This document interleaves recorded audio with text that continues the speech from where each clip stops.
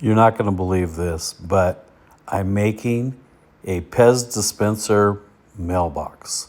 I use Baltic birch plywood, and I use a laser cutter to cut out the Pez, and I nailed it all together. I stapled together.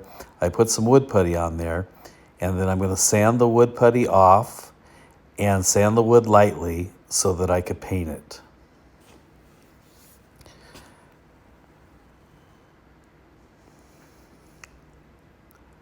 So I bought this paint liner for a gravity feed gun from Harbor Freight. I'm going to paint the box a blue color.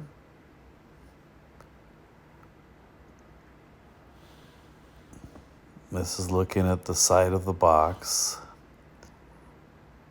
Here's the paint liner.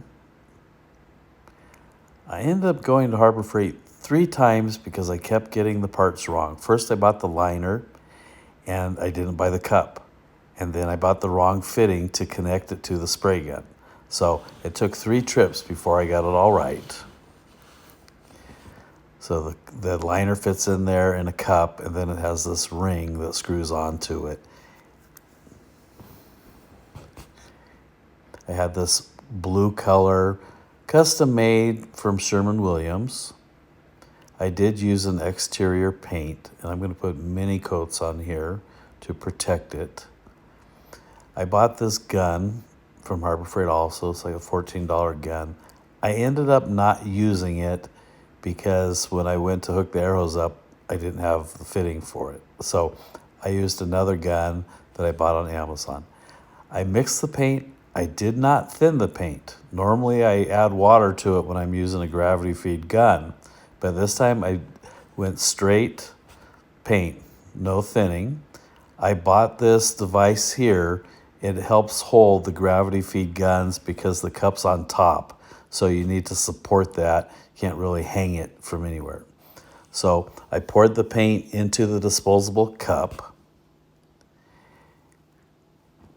and then I screwed the lid on, and then I realized, I don't have an air fitting, so let me switch the gun to another gun.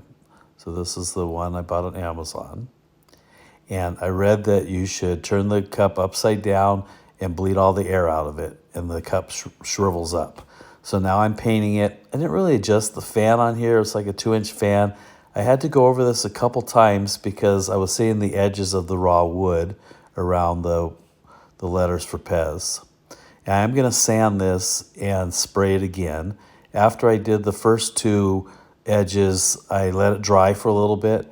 Then I flipped it over. I end up spraying the inside, the top, everywhere, just because I want to protect it from snow, rain, sun, wind, heat. I'm anxious to see how long this holds up.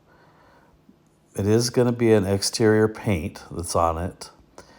And I'm going to sand it down and spray it again because I realized, whoops, I painted the wrong color.